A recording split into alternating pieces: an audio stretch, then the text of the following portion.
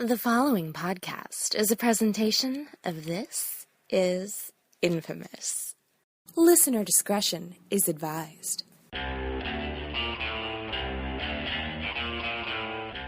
Welcome to the CineFiles Podcast, Mr. Bob.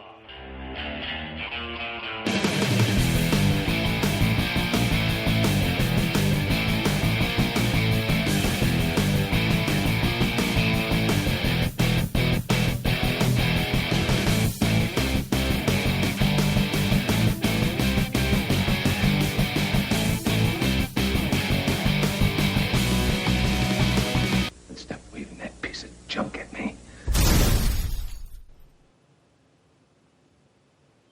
Welcome to episode 21 of the CineFiles Podcast. I'm Eric Cohen, producer, co-host of the CineFiles.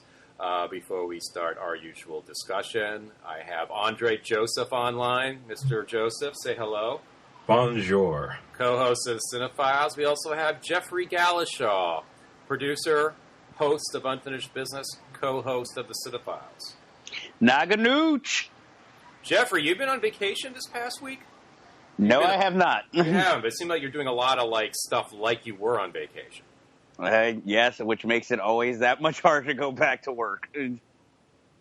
Alrighty then. Well, we have a lot of stuff to get through. Today's topic is going to be about online entertainment and how this might affect visual style storytelling, whether or not how we view cinema could change in lieu of this, whether there are good aspects to this or bad aspects to this. But I think it's an interesting discussion to have. But before we get into that, we're going to get into the usual movies we've most recently seen, followed by the news and trailers and all that stuff. So kicking off, Andre, tell us what you've seen recently.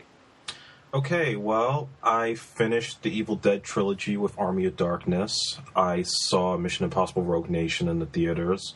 I saw a little 1981 gem that is very underrated called Cutter's Way. I saw Ex Machina, and I saw a lot of documentaries recently, mostly all HBO and Netflix related. I saw Going Clear, the Scientology documentary, casted by, which mainly focused on Marion Doherty, who casted Midnight Cowboy, Lethal Weapon, Deliverance, and all the other classics. And I saw the movie Anita, about Anita Hill, who, accused Clarence Thomas of sexual harassment. So that's what I've seen recently. Well, that's a lot. Okay, so Army of Darkness, go. Army of Darkness, very inventive, very funny. Again, Bruce Campbell, he's amazing just with everything that he does physically and playing multiple roles in this film. I still think he's a highly underrated actor in that sense, who really goes beyond being an exploitation persona, but not as good as Evil Dead 2. That's pretty much my 2 cents on that. Mm-hmm. I like Army of Darkness a lot. I don't think it's as good as Evil Dead 2 either. But I think that it's a fun movie. Yeah, it's inventive. It has its heart in the right place. It's weird how they go for broke for the comedy, to the extent where, he's a smart clerk kind of thing, Mm-hmm. where they really try to push how silly the whole thing really is. But it is inventive. Visually, it's really inventive. Now, did you see the one with the alternate ending? I didn't watch the alternate ending. Because that was like the darker version, right? The alternate ending is that he winds up going through the time loop thing again and winds up in a destroyed future that's been totally taken over by the Deadites. Okay, yeah, I read about that.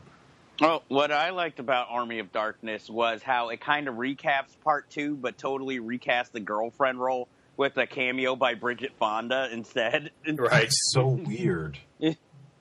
Well, it kind of reminds me of sort of like the Desperado series, where Robert Rodriguez keeps reinventing the past in those films, too. Hey, Evil Dead 2, they recast everybody except for Campbell. Right. Well, I figured probably bigger budget was the, explanation there. And could it be the same thing for Army of Darkness? Well, at the time, Bridget Fonda was kind of like the next hot thing, and I think that they thought it was amusing to have her cameo in that role, basically. Okay. But wouldn't it be funny if you had like a celebrity, hot, up-and-coming star play this role? and she's in it for only like 5 minutes. You know, but yeah, I enjoy Army of Darkness. I think it's a fun movie.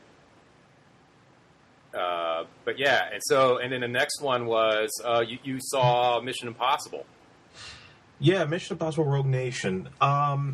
It was fun. I definitely, for the 2 hours that I had sitting there, it was definitely a fun film with just, check your brain at the door, eat your popcorn, Tom Cruise doing his usual stunt work. It's a good time, but it still feels like more the same of what we've seen in the other movies. The IMF is put into jeopardy. He's on the run, and he's dealing with another agency that apparently has all the IMF skills and ex-agents. It's like there really wasn't anything new to offer. And, Ving Rhames doesn't really do much. He just shows up. Jeremy Renner, they completely downplay, which I think sort of adds to the fact that this idea that Jeremy Renner is going to be this huge star, now he's becoming more of a character actor again. And maybe a couple bright spots, the biggest was probably the villain role, because, last time they didn't really have much of a villain in that guy that was in the original Girl with the Dragon Tattoo. But the actor that they had here, Sean Harris, he was pretty good. Really good actor. Yeah. I highly recommend the Red Riding series, which he's in. I've seen those. And he's fantastic in that. Fantastic. But continue. But yeah, otherwise, it pretty much was just a little more the same. They kind of build on the Tom Cruise, Simon Pegg relationship. That seems to be like the crux of the story. And then you have the girl, Rebecca Ferguson, who's like, you don't know whose side she's on. So, if you're just looking for a relax, enjoy the ride type of movie, it's not bad. But it's also just more of the same that you see in the rest of the franchise. Yeah, I kind of want to see it. So do I. I've heard a lot of like surprisingly good things about it. I heard that there are some people saying it's the best in the series. I don't know if that's true or not. I haven't seen it. It seems like that you're not willing to praise it as much as others have. I look at it like this. If I had to have like the top 5 films, I still think the third one was the best of all of them.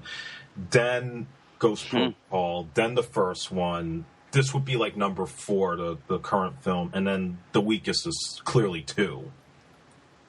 Okay, all right. Have you seen 24-Hour Party People yet? Me, I've been aware of the film. I have not seen it. It's great. It's one of my favorite rock-related films. We discuss it in an episode that I still have to edit and get up online. But Sean Harris plays Ian Curtis in that. Okay. Of Joy Division. And he's hilarious. He's hilarious. He's a guy that's been on my radar. Really, really, really strong actor. Mm-hmm. But the Red Riding series, Andre, if you haven't seen it, you will love it. Yeah, I plan to get to that at some point. I've been meaning to do it for years. Phenomenal cast. Actors should be like, oh, that guy. I'm so glad he's in this. That kind of thing. Right. Sean Bean. I'm still shocked that you find Mission Impossible 3 as your favorite out of the series. The J.J. Abrams Mission Impossible, huh? Exactly, which to me really borrows heavily from True Lies as a movie. But it's the one instance, and I'm just going to be brief about this, it's the one instance where they finally bring back more of the team element from the show, which was missing in the first 2 films. And the fact that you have Phil Seymour Hoffman as a villain, and the fact that they really bring up more of the emotional stakes for Ethan Hunt, I think it really kind of like made a full film than the others did. I think it's one of those films that works better on paper than it did in execution. Yeah, because I'm like... Although I enjoyed it, I didn't dislike it as much as others did. Well, I disliked it. I just felt like Philip Seymour Hoffman was pretty much wasted in the role. And I felt like more of a team element, actually, surprisingly, in Ghost Protocol, even though Tom Cruise pretty much does everything. Yeah, I would say I view both 3 and 4 equally. I think are we on the same page that John Woo's, the second one, that was the worst? Yes. Absolutely. That was just... horrible. Just ridiculous. Yeah. Okay. And what else did you see? You mentioned Cutter's Way. Yeah, Cutter's Way. Which I love. Yeah, it's very interesting. You know, the two things that stood out to me with that film was the cinematography by Jordan Chenoweth, who did Blade Runner, and the performance of John Hurd. I mean, this is a guy I'm so used to seeing, you know, playing like these uptight father figures and politicians. He was primed to become like a star in like the late 70s. He was doing a lot of stuff, a lot of leading man stuff, and then he just kind of disappeared, and then he wound up reappearing again and those kind of stuffy bureaucrat type roles or father roles, you know? He was just so amazing in this film, like just his physicality and, you know, having to play this disabled vet. It's like, this is an amazing guy who could have been an Oscar winner, and next you know, he's doing, Cat People, and then from there pretty much just, you know, falling to the wayside of playing a gynecologist in Home Alone. Like, what happened? He was a gynecologist in Home Alone? That's what I read. That was a film that, I don't know if you remember, or some of our listeners might remember, I started what I call the CineFiles Challenge in our Facebook group, where I challenged people who were just into mainstream films. I selected films that weren't mainstream that they should check out and vice versa, right? And one of the films I challenged people to watch was Cutter's Way. And we had a lot of positive response to that. I think it's a very well-written film. It's got a very interesting conspiracy mystery at the heart of it. It's very nihilistic. And Jeff Bridges is really good in it, too. His character is really seedy. Sort of a gigolo, sort of just a slacker, loser type, who's kind of like on his last leg with the ladies. And then you have Lisa Eichhorn, who kind of completes a trifecta of these like sort of like losers on the fringe of society who've just kind of dropped out and just don't care. But I think it's an exceptional movie. Yeah, it's very good. And even Stephen Elliott, he doesn't have much of a presence screen time-wise, but he's pretty scary looking. Jeff, have you seen Cutter's Way? Which is also known as Cutter and Bone. I've seen Cutter's Way. And what's your thoughts on Cutter's Way? I remember liking it, but it's probably been like 15 years since I last saw it. So I remember it in bits and pieces, but I don't remember the end. I just remember, for some odd reason, towards the end, John Hurd with his eye patch riding a horse. Yes. Right. I remember that. I don't remember exactly why, and I remember how it ended. Because without spoiling anything, he thinks he's figured it out. The movie surrounds a series of killings, kind of Jack the Ripper style killings, right, going on in New Orleans, and John Hurd, who is this Vietnam vet who's been crippled, somewhat crippled or physically affected and mentally affected by the war, becomes overly fixated in solving this mystery. And he thinks there's this big, vast conspiracy behind it, and everyone else just thinks he's full of crap until it's too late, right? And so that whole sequence of him on the horse is in the climax, where he thinks he knows who is the main suspect, the guy who's been doing all this, and he tries to confront him at this party. And he rides in on a horse. And it sounds silly, but it's not. It's this, like, delusional moment on John Hurt's part. It's really interesting. It has an interesting coda to it as well, which is very dark. But yeah, I'm glad you saw that, Andre. Yeah, I would definitely recommend it. And then I saw Ex Machina, which I thought was very good. Very visually stunning. Oscar Isaac was pretty amazing in there. I think the thing I'm just wrapping my head around is the ending, though. Like the whole idea. I haven't seen it, so don't spoil it. Yeah, don't spoil it. Okay, well, there's something that happens at the end that's pretty specific, and it's like, it's the only thing that kind of hurts the movie for me. So I'm not even going to spoil it here. I will just say I agree. Yeah. Okay. Alrighty then. And you finally saw Going Clear, because Jeff and I saw it. We already discussed it. I'm interested to hear your thoughts. That was some disturbing shit. I mean, the stuff that I was hearing about, especially like the story about the girl that was being groomed to be Tom Cruise's next girlfriend after he broke up with Nicole Kidman, that was freaky. And the two guys that left Scientology that tried to expose it on the internet, and how the Scientology people sent those quote unquote documentarians to come to their houses. Marty Rathbun and Mike Rinder, who are still going strong with their websites, and Tony Ortega, who was a talking head on that, was a major one of the main columnists for Village Voice, has now devoted his life to writing and exposing Scientology. And they all kind of like collaborate a lot now in exposing Scientology. I kept getting flashbacks as I was watching this, flashbacks of when I was doing an internship a couple of years ago, and I was passing by a theater where they were doing like a Dianetics screening, and this woman comes up to me and starts talking to me about, you know, where am I going? What am I doing? Where are you working at? And just where my life is at right now. And, there's this thing I want to show you. And she grabs my arm and tries to pull me into the theater. I'm like, whoa, I got to get to my internship today. And I just kept going. But, like, that experience resonated as I watched this film, to know that here's this group of people that, you know, have this philosophy on life that is supposed to be so enlightening and trying to expose you to, I guess, have a heightened sense of being. And then as you get deeper into it, you realize how fucking wacky it is. Huh. Yeah. My only issue with the documentary, and it's not the fault of the documentary because you can only do so much within the time frame they had. There is so much more. So many other stories. So many other stuff. If anyone sees the documentary, think of that as sort of an introduction to what's going on there. And then go to Tony Ortega. Just Google Tony Ortega and the site will come right up. And there's just a wealth of stuff out there from ex-members, witnesses, you have it. So much crazy shit was going on. It goes on there. It's just crazy. And what's his name? David Miscavige. What a nutcase. Oh, yeah. What a nutcase. Sociopath. And I thought some of the stuff they did, the background of L. Ron Hubbard was interesting, but I thought they went on too long with that.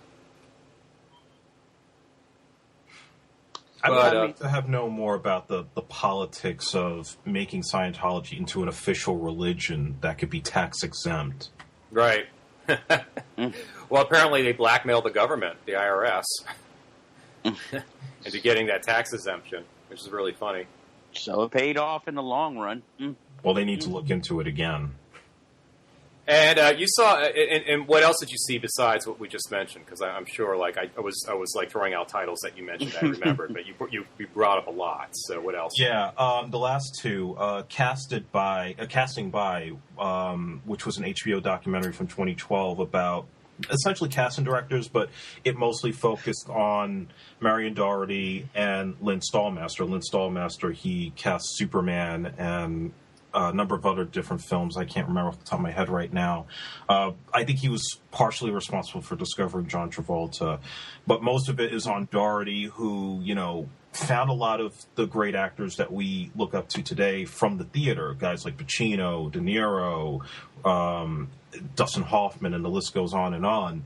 But I think where it gets interesting, and unfortunately it's like at the tail end of it, is at the very end when they talk about when the corporations started taking over the studios, and by the late 90s you had more films that they just casted people based on their popularity on television or just in the media in general, and just put them in roles that they weren't right for. And that's the sort of thing that caused people like Marion Doherty to leave Hollywood altogether, because, you know, you look at something like, say, Transformers, and casting a bunch of Victoria's Secret models to date Shia LaBeouf in the movie, you know, like, it's not so much about trying to cast someone because they have years of experience in theater or just in acting school, but now it's just based on eye candy. And, you know, and I think that's the one area where I would have liked to see more exploration in that, and how current casting directors are trying to, I guess, go back to those old ways.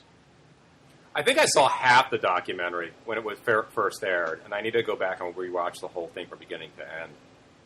But I remember thinking it was interesting from what I saw. Yeah, it's very fragmented because it just mostly focuses on specific films that Marion Doherty had casted and how they found certain actors. Like, for example, they talk about Deliverance, and they only speak about not so much how they cast Burt Reynolds and John Voight Company, but the Banjo Kid, how they just couldn't find anybody to play this part, and then they found this kid somewhere in the backwoods, and like, that's him. He looks like the part, but he couldn't talk very straight, like, he's just like a backwoods kid. But Ronnie Cox actually worked with him to do the whole dueling banjo scene from that movie. So I thought that was kind of a cool thing. Cool. Awesome. And you saw Anita.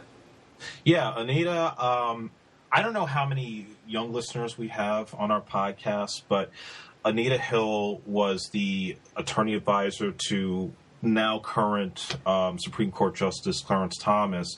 And at that time, when he was up for nomination, she had testified against him in Congress over sexual harassment charges.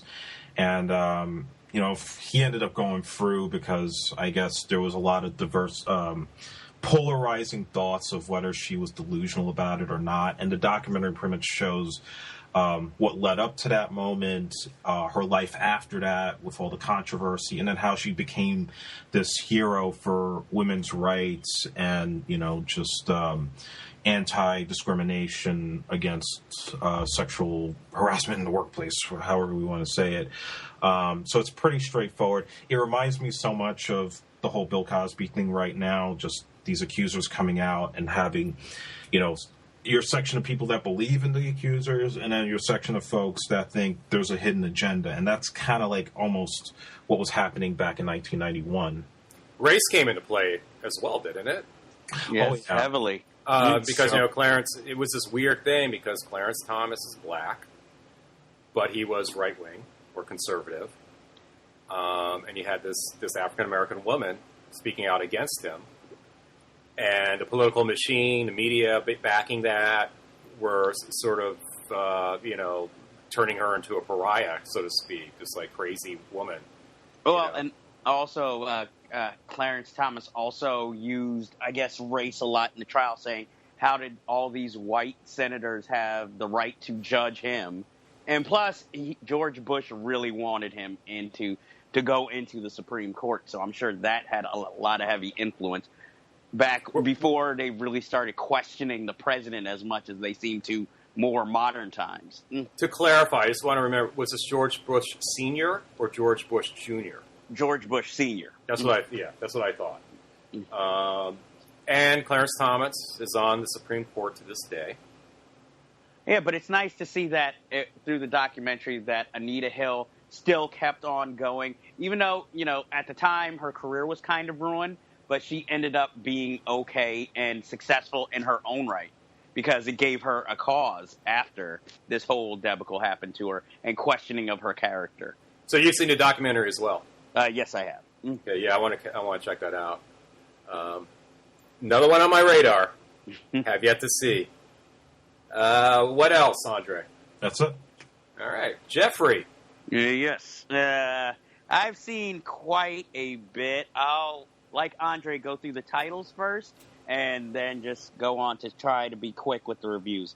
I saw a documentary called Starring Adam West, which is pretty self-explanatory. I saw Anna Karenina with Keira Knightley. The Yellow Sea, which is a South Korean film. Hot Pursuit with John Cusack.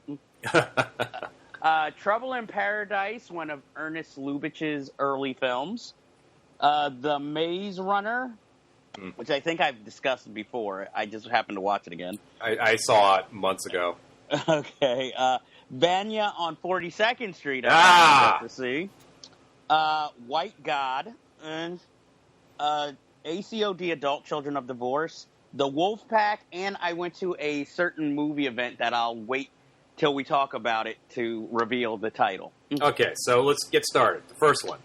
Okay, starring Adam West. Pretty much, like I said, self-explanatory. It's a documentary on his career that pretty much culminates in him getting a star on the Walk of Fame. I thought it was interesting because you find out what really happened during those post-Batman years until really his resurgence more in the 90s, thanks to, like The Simpsons and Family Guy and a lot of voice work. So I thought that was a really interesting documentary. It's not the hardest hitting, but if you're a fan of Adam West, it's a really, nice little side documentary to watch. And it was all Kickstarter funded. Cool.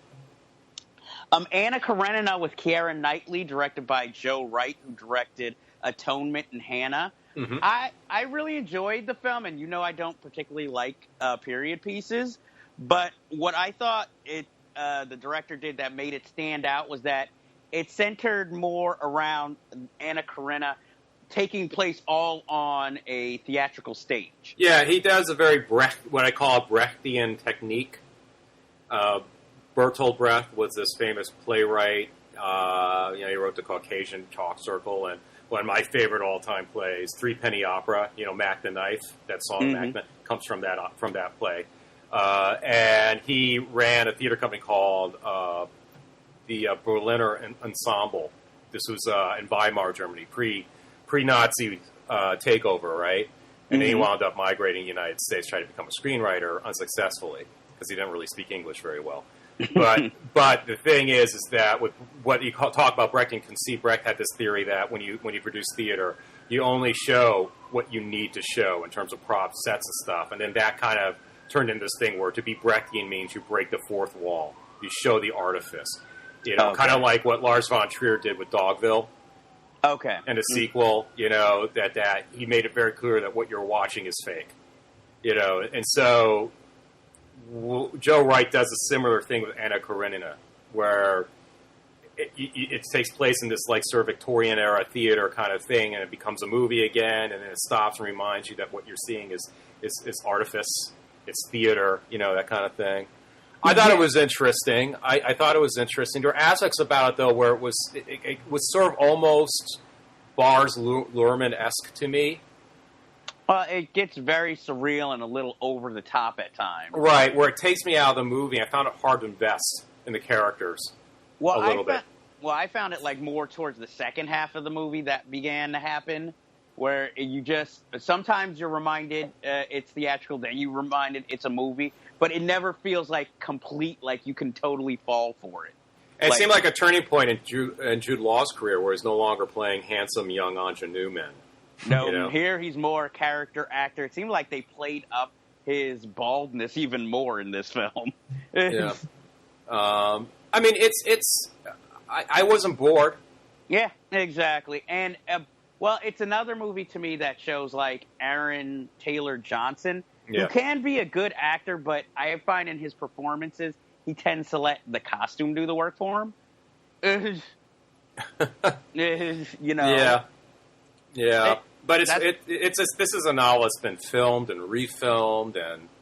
Well, yeah, that's why I would say I probably would enjoy this more than if I probably had watched a more traditional version of it. The famous one, I think, stars Frederick March from the 1930s. Yeah, I definitely would have been bored then. He did the Aaron Taylor Johnson part. Apparently, there's a famous BBC broadcast version from the 60s that starred Sean Connery. Pre-James Bond.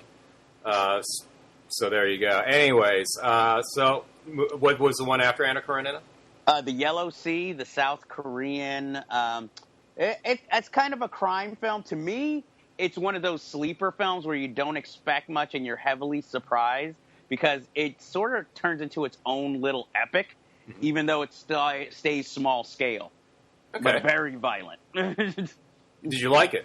I loved it. I give it it was an almost perfect movie for me. Oh, cool. Awesome. And what next? Hot Pursuit with John Cusack. This is what happens when sometimes I'm on Netflix and I just need something to watch. Somehow I always find a John Cusack film I haven't seen before. Before it was Tapeheads. This time it was Hot Pursuit, a movie I always meant to watch, but somehow always missed. And it's the only movie where you will see Jerry Stiller and Ben Stiller play villains straight. So I haven't seen this movie in a long time. I remember enjoying it. I mean, it's fine for the time it probably came out. But watching this, I mean, John Cusack gives it an honest try. but this would probably be the film I'd be embarrassed by than, let's say, Better Off Dead, which he claimed supposedly he's embarrassed by. Yeah, which makes no sense to me because I think that's a very creative movie. So do I. It's like one of my favorites from the 80s. So, but I mean, it was its last day. I mean, it's also interesting that Keith David plays a Jamaican in the film. So that was really the only other weird casting, and probably the most active I've seen Robert Loggia in a film almost ever, considering he's not playing a villain for once. Unless you want to count that Over the Top with Sylvester Stallone. Right. Robert Loggia. Yes, here he plays almost like a pirate mercenary sea captain. He was in a Pink Panther movie. Oh my God! Was it the one before Peter Sellers died, or not the one? It was the last one he did before he died. Okay, because I was about to say, I hope it wasn't the Ted Wass starring version. No, I think it was Revenge of the Pink Panther. It was like him and Diane Cannon is like Robert Loggia's this mobster, and Diane Cannon is like his mall, and Diane Cannon kind of likes Inspector Clouseau, and whatever. But anyways, it's kind of it's of all the Pink Panther movies, it's kind of like the most sweet-hearted one. Okay. Kind of thing, because he gets the girl at the end, and all that stuff, and it's cute. It's unfortunately for its bad side, it's a nice one to go out on. Then at least, yeah. I mean, it wasn't the best of the series, but it certainly wasn't the worst. Was that the one with Roger Moore, or was that after? That's the one with Ted Wass. Okay, that's the one with Ted Wass. There were two actually. There was one where they just took all this footage that was cut out and footage that was shot but never completed, and they combined it, and then they did another one with Ted Wass playing Inspector Clouseau's distant relative kind of thing. Yeah, and that's the one with Roger Moore where it turns out Inspector Clouseau has faked his death and underwent plastic surgery and became Roger Moore. Oh. But I have to say, Roger Moore is actually pretty funny in it. He shows a gift for physical comedy. It's actually pretty funny, but the movie itself kind of sucks. But yeah, which is too bad because I'm a fan of Blake Edwards. I think Blake Edwards, when he was on fire, he did some brilliant stuff, and he was such a good director. I love Blind Date. Blind Date's great. SOB is really good. Have you seen SOB? I've seen SOB. I think it's hilarious. One of my favorite movies of all time is The Party. With Still Peter have never Sellers. seen it. Yeah, so good. Just warning, the last 15 minutes it kind of falls apart. Okay. It's like they don't know how to end the movie, so they just throw everything but the kitchen sink. But up to that point, it's one of the most brilliant examples of physical comedy on screen. And not just Sellers. Sellers is hilarious in it, but you have all these other actors in it that have all these bits and stuff, and it's a really well-made movie. So it's really well choreographed. It's well choreographed. It's like looking at like a Technicolor audio version of a great Buster Keaton film or something like that. And it all takes place at a party, and it's just one thing leads to another, and it's just brilliantly thought out until the end. The end, it just gets crazy. It just gets really stupid, silly, crazy. But it's like the kind of film where one thing will jumpstart something else. Peter Sellers really has to go to the bathroom at one point, but he can't get through to the exit to the hallway that will take him to the bathroom because someone's performing on the guitar, and they're in the way. And so he sneaks out and finds himself in the bathroom upstairs that he's not supposed to be in. And he finally urinates, and it takes him a really long time to urinate. And then he winds up dropping the painting that's above the toilet bowl into the toilet bowl, and he breaks the toilet bowl. And he tries to dry off the painting by taking some toilet paper, but the entire roll of toilet paper unrolls. I mean, it just keeps going one thing after another, and it's brilliant. It's absolutely brilliant. So, anyways, wow, that got off on a tangent. Yeah, yes. I also saw the WOLFPACK, that documentary you saw. Yeah, I'm really curious to hear what you think about it. I pretty much agree with you. I thought it was interesting, but there's just so many questions that went unanswered watching the film that could almost be a documentary in of themselves. And I mean, it's celebrated. It doesn't paint the father in the greatest light, but it focuses more on the children. And it seems almost like it's afraid to go certain places, which then make it, not that interesting. And, you're happy. It kind of has a happy ending, but it's just it seems almost like a wasted opportunity, too. You're glad for the story. It's sort of like reading a hard, in-depth story, but in a tabloid. It doesn't go as deep as you want it to. Yeah, it's weird how the documentary, it's like, okay, they set up this premise. Let's say the premise is a child is raised in a cage his entire life, right? Mm-hmm. And it jumps right to, the kid's going to college and he's got a job as a filmmaker. And it's like, how the hell did that happen? Exactly. There's a lot of stuff like that in the documentary. My biggest criticism of the documentary is that the documentarian, the woman who directed this, she's the first person that had been welcomed into their home to do this thing. What's her story? Like, how that come about? And it's like, right? Yeah, because, supposedly the story was she saw them all walking out on the street dressed the same and wondered, what was going on there. But in the documentary, you're saying, this is the first time they've ever really been out of the apartment. So it's like, then how did you see them? Yeah, and how'd you get involved? And what's this? What was the reaction to, after having a lifetime of being sequestered from the world, what is it like now to suddenly not only have this person in your home every single day to shoot this movie, but to have your life exposed the way that it is? Especially when the patriarch was such a fascist douchebag with his family. Exactly. There's just a lot of stuff that is just weird about that. And if he was so, paranoid about the violence of the outside world, why was he letting his kids watch things like Reservoir Dogs? So, yeah, there's a lot of stuff there. I was very disappointed with it. Yeah, it's not a horrible documentary. It just feels like there's a lot missing. And so, anyway, what else? I saw White God, which I would like to call the 12 Years a Slave of animal movies. Wow. But it kind of drops the ball a little and doesn't become as hard-hitting, because after a while, it takes you out of the film, becoming more of a revenge tale of sorts. Of animal movies. Yes. Well, in this particular movie, dogs. And the dog decides to get revenge on somebody? Pretty much. It's left by the side of the road, and we follow the cruelties that happen to it, while the little girl owner of the dog keeps trying to find the dog, and how she kind of changes a little. But eventually, the dog gets abused by various people, ends up in a dog fight, thrown in an animal shelter, somehow escapes and leads a revolt through the streets.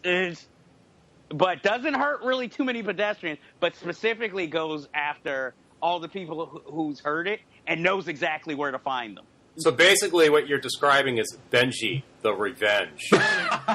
Pretty much, only probably a lot more violent, and it more hints at the abuses that Benji, the Death Wish years. Pretty much. It hints at, the abuse, but never really, shows it, on camera. So I guess leaving it up to you to use your imagination as to the violence that happens to it. But I think it's also one of these films that's made by a European director that is also trying to, I guess, kind of say something about race in his country, whereas the dogs are like the immigrants and the people, the citizens are all, these lily white Puritans. It's Benji, the Battle of Algiers. Well, I think it's a good film to see. It kind of works as a double feature with White Dog by Samuel Fuller. Interesting. I was going to say, White God, White Dog. Exactly. I think which is a very interesting movie. Very interesting movie. That's the only reason they changed the title.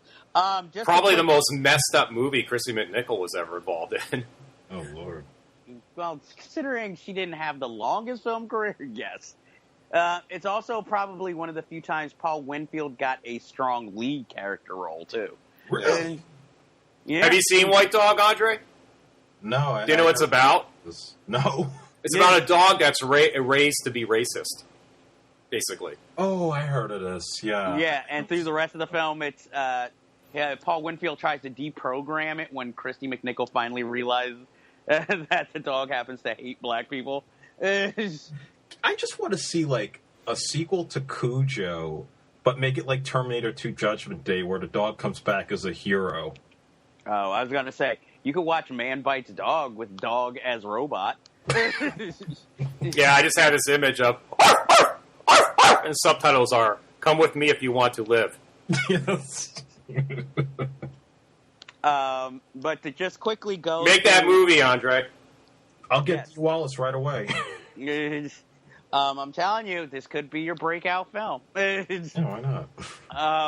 The next two films I can go quickly through. Adult Children of Divorce with Adam Scott, Richard Jenkins, Catherine O'Hara, Amy Poehler, Clark Duke. It's a great cast, bad dividends. There is a story there, but the problem is it's too serious to be a complete comedy, but not funny enough to be a complete comedy.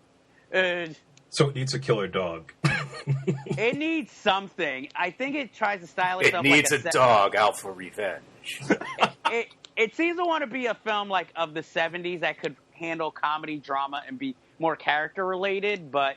You loved him in Benji the Hunted. You loved him in Benji. But see Benji as you've never seen him before. Sorry. But it just seems so haphazard. It ultimately doesn't come together at the end.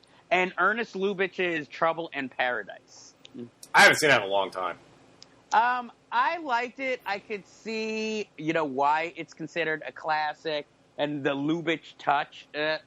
But, ultimately, I just really couldn't get into it. Everything was just too elegant to truly be a screwball comedy for me. Maybe it's because I come from the more Peter Bogdanovich school of screwball comedies, where it has to be more wild and wacky, more than elegant and subtle. Yeah, I am a fan of some of those screwball comedies, like, His Girl Friday is one of my favorite movies of all time. Same here. And, Bring Up Baby is awesome. It's a really funny movie. It's great. Two central performances by Katharine Hepburn and Cary Grant. I've only seen that one in bits and pieces. And finally, the film event I went to this week was an outdoor screening thrown by Nighthawk Cinema of the seminal Kevin Smith movie, Mallrats. We should explain to our listeners first. Nighthawk Cinema is kind of what is New York's answer to Draft House Cinema. Now, technically, we have a Draft House Cinema. They call it the New York City location, but it's not in New York City at all, folks. It's in Yonkers, which is an odd place to have a theater like that. But yeah, Nighthawk... Very hard to get through to for some people. Nighthawk is in the Williamsburg section of Brooklyn, and that was our first sort of like Draft House-like cinema where they would serve dinner while you're watching a movie. But the movies they screened there are all like art house, independent, that kind of thing. In fact, that's when I reviewed the Amy Winehouse documentary during our last podcast. That's where I saw it. Okay. I enjoyed my tater tots and my truffle oil popcorn while watching that film. But this was an event sponsored by Nighthawk. It wasn't actually at Nighthawk. No, it was near Nighthawk, but outdoors screening. And I tried their truffle popcorn, truffle butter popcorn. And truffle butter, that's what it was. Yeah. And how was it experiencing Mallrats in that situation? At first, this is also one of my first outdoor screenings ever in New York. So I was excited for that. Mainly during the build-up, everybody seems more preoccupied with getting food and drinks because the beer line was like all across the, I guess what you would call parking lot where it was held. And then Kevin Smith came at the beginning. It was supposed to be a Q&A, but there were not really many questions. He pretty much just went into, talking and giving like kind of a speech about, the making of the film and how the movie bombed, but over the years it's gained an audience.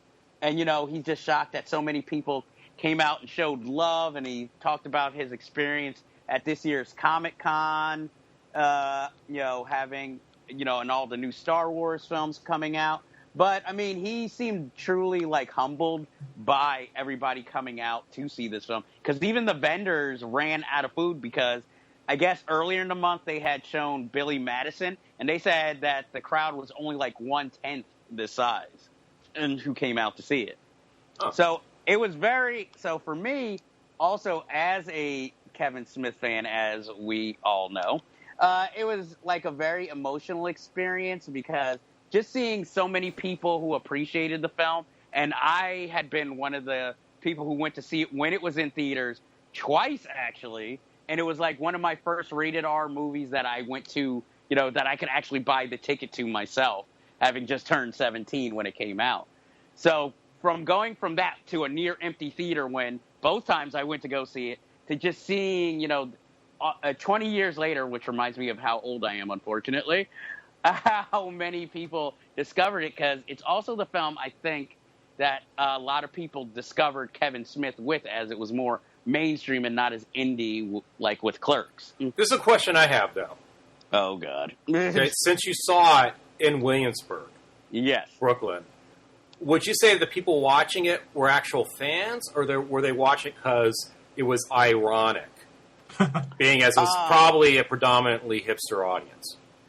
I found that I think 75% of the crowd were actually fans of the film, because you could spot various people with, Kevin Smith or View Askew kind of merchandise on.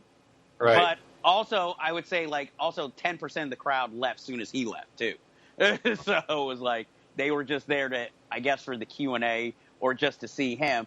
And during the film, some people seem more, interested in still trying to get food rather than paying attention to the movie, albeit, of course, they've seen it before. All right. But I found myself, annoyingly for my friends who all have seen the movie, but not completely, I just remembered so many scenes of dialogue that I was saying it out loud before it happened on screen. So I was that annoying guy. Yeah, I'm not a fan. Big shock. I'm not a fan.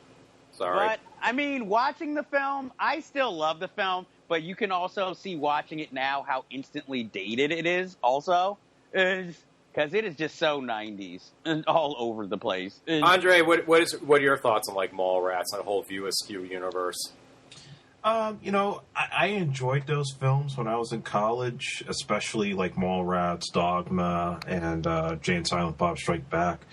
But I think because of the last couple movies he did, like Red State and Tusk, have just been so turn off for me. And then, I'm kind of mixed when it comes to Kevin Smith. I still think he's a talented writer, and he can be funny when he's funny. But other times, I just feel like, he gets a little pretentious with his writing. And, yeah, I mean, I haven't really watched Mallrats in 10 years. So I could probably relate to Jeff in that if I watch it, sure, there's going to be those moments where I still chuckle. I still think Jason Lee was funny as hell in that movie. But it's probably going to be dated for me if I ever watch it again. Yeah, my problem... I think Dogma was actually a very ambitious, worthy try on his part. Doesn't always work, but I give him props for doing something like that on that level.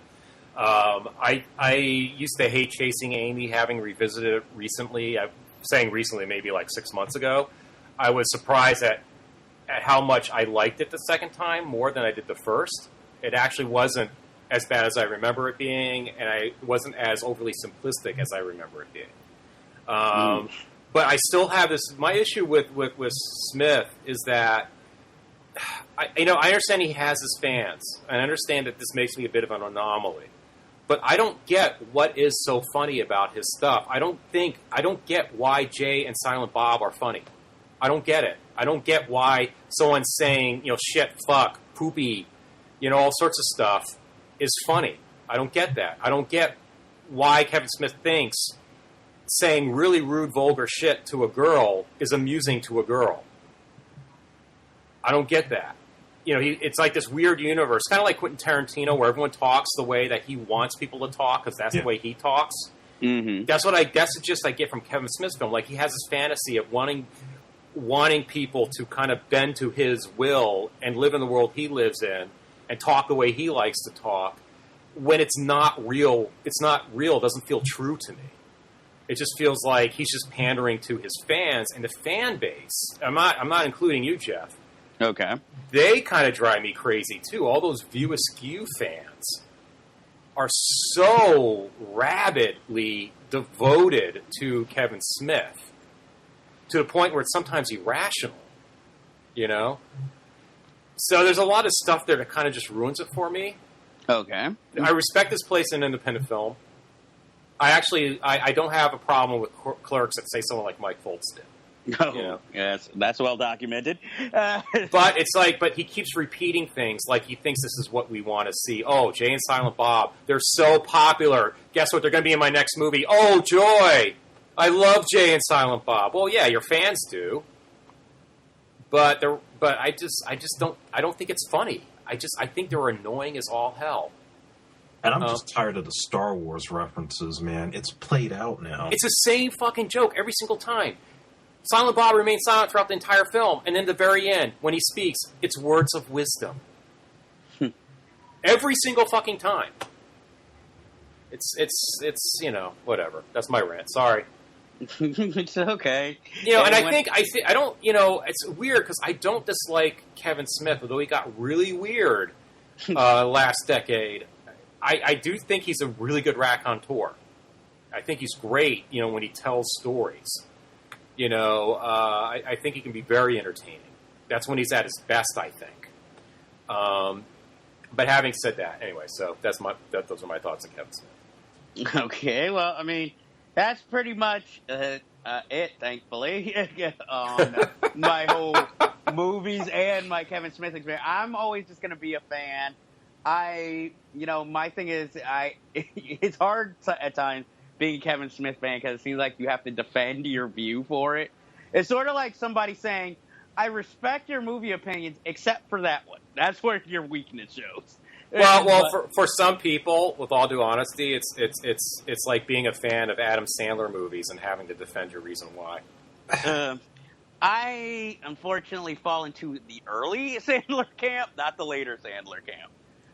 But I don't hate Sandler. I don't think he's the death of cinema or anything like that. But I would say I'm obviously more of a Kevin Smith fan or devotee than to Adam Sandler. And I mean, Clerks will always stay in my heart as a very inspiring film for me. So, okay. And I guess maybe it's because kind of like with Tim Burton, as I grew older, I kind of grew up with his films more. Like how Tim Burton was more my childhood, I guess you could say Kevin Smith, while not the visual filmmaker that Tim Burton is, he was kind of my 20s. His films. I grew up with those, and they kept constantly coming out in my 20s. Plus, I'll admit my bias. I've met him many times. And all right. That's fine. There's nothing wrong with that. So, he's always been very polite and inspiring to me. But then again, so has Joel Schumacher. So, who I've met twice. But I'm not going to defend all of his movies. Okay, so I guess it's my turn. Yes. Fortunately, I don't have a lot because I haven't had time. Understandable. In fact, there's only one film I'm going to mention, and the second one isn't a film, but it's film related. So to switch things up, the third thing I'll bring up is an event, not actually a film. So, first thing, I saw Skeleton Twins. Ah, yes! Skeleton Twins. Bill Hader and Kristen Wiig, which I enjoyed. I was actually surprised because for the first half hour I was thinking, it's a typical kind of dark comedic, indie thing. It has all the indie tropes, kind of thing. But Hader is really good in it. Exactly. He's really good. And he doesn't cartoon it up. He's not doing, this is an SNL actor doing an SNL kind of caricature kind of role. He really invests in playing this part that he plays in the film. And Kristen Wiig is pretty good, too, although she's kind of playing the same character a lot lately. Or similar characters a lot. That's the only thing. But they're good. They have a good dynamic. I believe they were brother and sister. I was impressed with Luke Wilson. Yeah, he's silently becoming a really good character actor. He has for those of you uninitiated, the film is about two fraternal twins, basically, who kind of grew up with a depressed father, and they in turn suffer from depression. And the film opens with Bill Hader attempting to commit suicide, and he winds up in the hospital. And his sister, who's Kristen Wiig, hasn't talked to him in 10 years, decides to like take him in so he can recover. And she's married to Luke Wilson, who is a really interesting character. They set you up to think he's going to be this sort of like, you know, douchebag bro type, but he's actually a very sympathetic guy. He's this guy who really wants to understand. He really is a good guy. Like, he really is genuinely a good guy. He may not be as bright as everyone else around him, but you know, he is a good guy, and you get the sense that he's kind of unfairly surrounded by all this drama that's going on. But and Hader is really good in it. It could have been caricatured because he not only is he this depressed, suicidal character with, you know, this dark side humor, but he's also gay, and he could have played that up, but he doesn't. It's a very believable performance. Yeah, it's shocking how dark it gets at times. Yeah. So I would recommend that. You can stream it on Netflix now. The other thing I want to bring up, because it is movie related, Wet Hot American Summer. Oh yes, The Day Before, the TV series. It's. I think the series is funnier than a movie. But you have to see the movie before you see the series. Otherwise, it's just not going to work for you. It's just not going to work. Because it's brilliant how the whole series is a prequel to the movie, and everyone's like 15 years older. And what they do to set their like backstories up is brilliant. The Elizabeth Banks story is brilliant. Yeah, that just like seemed to come out of nowhere. That's brilliant.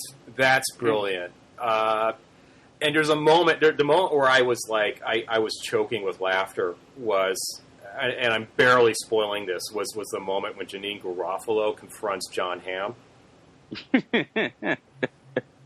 That was Hamm was hilarious in that moment. Just hilarious. But I don't understand. You had to kill this person. No, I understand your frustration, but I gotta go. I gotta go. No, I'm not mad at you. I'm just frustrated. I gotta go. It's just the whole thing. It's just it's so ridiculous. It's brilliant, and some nice cameo appearances in there. And it's easy to sit through all the episodes. You'll just bang them out.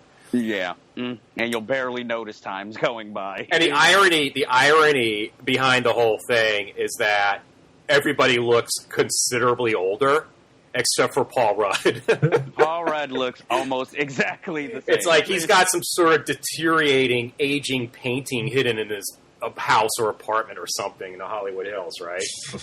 And also Bradley Cooper looks pretty much the same. Yeah, Bradley Cooper looks pretty much the same. Pretty much the same. I was amazed that he filmed all his scenes in one day. That's actually pretty amazing. And I love how they all came back. You know? Yes, almost like every single cast. When they didn't have to. Not really. When they didn't Even have people who played minor roles came back. And yeah, so I highly recommend that, folks. But definitely, if you haven't seen the original movie, see it. And even if you saw it and weren't a fan of it, give the series a chance. Because I think the series is funnier in the sense that there's a lot more like gut-busting laughs and stuff like that. And it's so surreal. And it's brilliant how they like set it up as a prequel, knowing that going into it. But there's that. So finally, the thing I'm going to bring up, I brought this up to Andre and Jeff offline after we recorded the last podcast, but I thought it might be interesting for some of our listeners who are either budding filmmakers or are filmmakers. I attended an event sponsored by a company called Blackmagic Design. Blackmagic Design are the peeps behind the Blackmagic cinema camera, which came out about 5 years ago. The original iteration came out about 5 or 6 years ago. It drew a lot of attention because it was sort of a red level camera, but the price point of like $3,000 to $4,000, so it was affordable. It had a similar sensor, so it shot like incredible HD for very little money. And then they rolled out a second iteration of their models, plus a new one called the Pocket Cam, which I believe Andre just got recently, which is like sort of the equivalent. You should have that sort of equivalent shooting at 16 millimeter. And now they've been announcing this whole new level of models out. And I had an opportunity to go to this event sponsored by them where they had one of each new camera they were rolling out. So it was like a challenge to fight the crowds to get to one, just to like be able to hold one and put it on your shoulder and play around with it. But it was a pretty cool event. But the thing that's interesting about Blackmagic is that they're not just about cameras. They're about nonlinear editing systems now. They took over DaVinci Resolve, which was the premier color correcting application out there in the market. Now they own it, they run it, and they're developing that into a nonlinear editing system to compete against Final Cut Pro and Premiere and stuff like that. And the stuff they introduced that's coming out in their next version was pretty amazing. It was pretty jaw-dropping, I gotta say. Other things too. They also deal with what you call recorders. They're these sort of boxes with LCD displays on them, so that if you're shooting something like 4K footage or even 2K footage for broadcasts, and you don't have time to convert it in post, you just plug your camera right into these boxes, and it'll automatically convert that footage to whatever format it needs to be, so it's ready for airplay, right? So they also deal in that. They also took over Fusion, the special effects program, to compete against things like, After Effects and what have you. And so it was like this whole big event that was sponsored around that. It was really, really interesting. The only caveat is that all their cameras, specifically the Urza series that everyone is, salivating over, they can't really get their hands on. There's the Urza and the Urza Mini. You're talking about like $4,000 cameras that pack the punch of like an Arri Alexa cinema camera. Theoretically, they're pretty incredible, but they still are in prototype stage. And they've been announcing that this camera is supposed to come out like last month. And it doesn't seem ready to come out yet, folks. So keep an eye out on that. I did manage to play around with the Urza Mini, which is the mini version of the Urza. Pretty much has all the same specs and everything like that. That's a camera, in my mind, that has the potential to be the major game changer right there. So keep an eye on that stuff if you're into, independent cinema, making your own movies, looking for that kind of camera. That'll take you to the next level. There you have it. And one more side technical note. I just wonder what your thoughts are, specifically Andre's, being a camera guy, as well as a video producer director. What do you think about Canon announcing this camera last week that can shoot at an ISO of 4 million? That just sounds insane. So that's like going to be heightened light levels? 4 million ISO. For those who don't know what the hell I'm talking about, if you're a photographer or you're using a DSLR to shoot video with, you have different things you have to work with. You have the f-stop, the aperture, frame rate, right? Whether it's 24 frames per second, 30 frames per second, 60 frames per second. And then you have what you call it ISO, which is in photographer parlance, film speed, right? The higher the ISO, the more light you can let in, right? So, like say when Kubrick was shooting Barry Lyndon, right? He insisted on using nothing but natural light. They had to invent a kind of film that had enough ISO that he could just shoot with candlelight indoors, right? That's what ISO is. Average cameras might have an ISO that goes up to, at most, 1,200. High-end cameras might take you to like 3,000. This camera, the ISO will go up to 4 million. Not 4,000, not 400,000, 4 million. I mean, does it shoot X-rays as well? I mean, it's like that's like you don't need lights.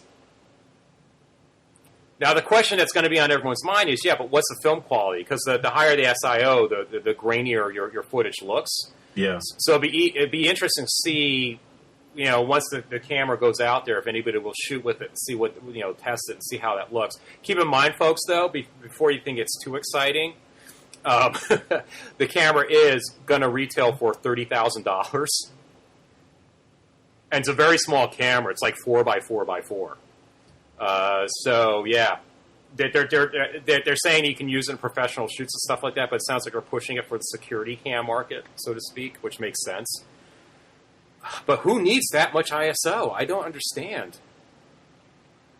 Well, I was thinking of what to do with that spare 30,000 I had. So, well, I mean, honestly, if you're worth your salt as a cinematographer or photographer, high ISO isn't really as important as understanding the relation of shutter speed to frame rate, which is a separate thing, and just lighting things properly.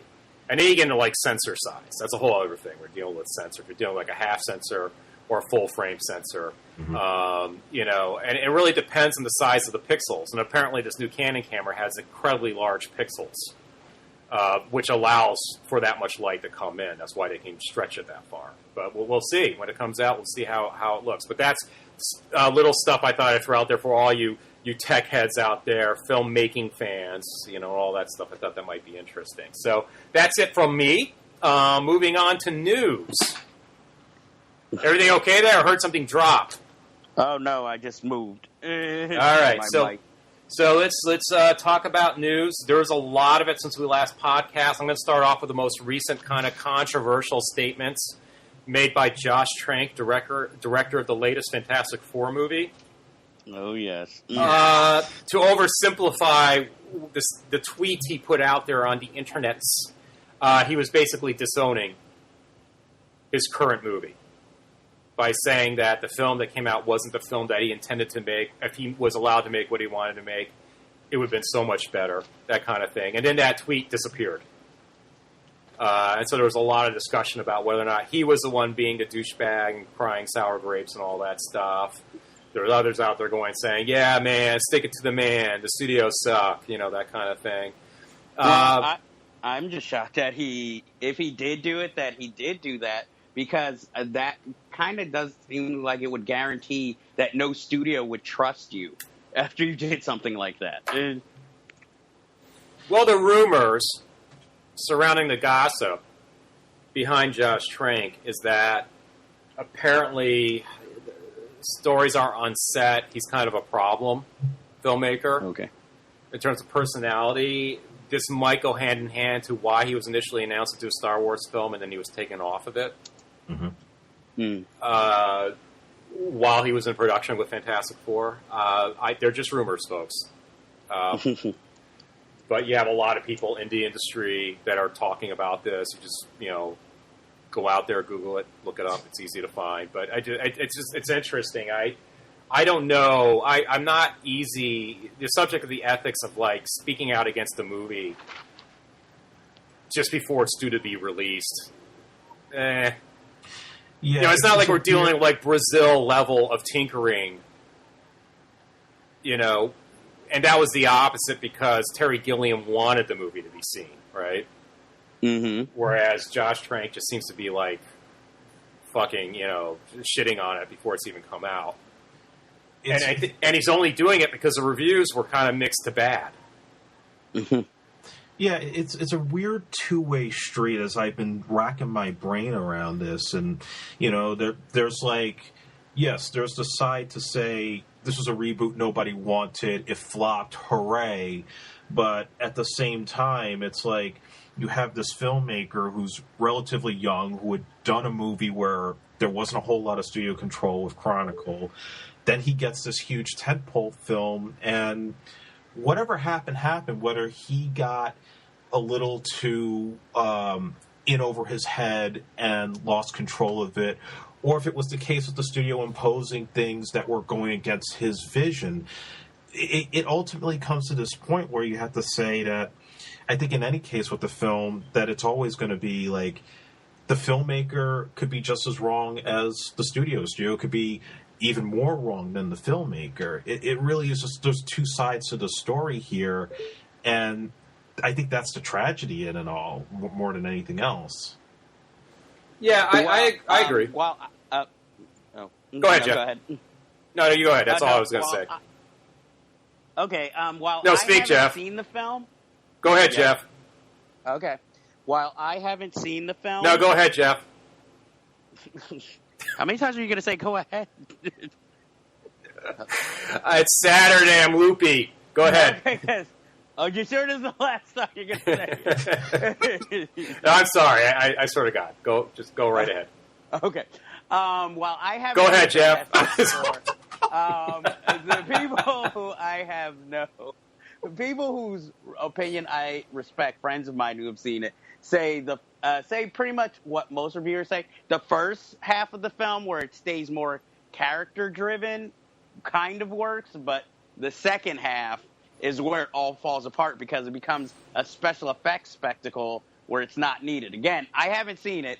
This is words of people who have seen it, whose opinion I respect when it comes to films. This is what I found very interesting about those reviews. I'm sure we read the same reviews.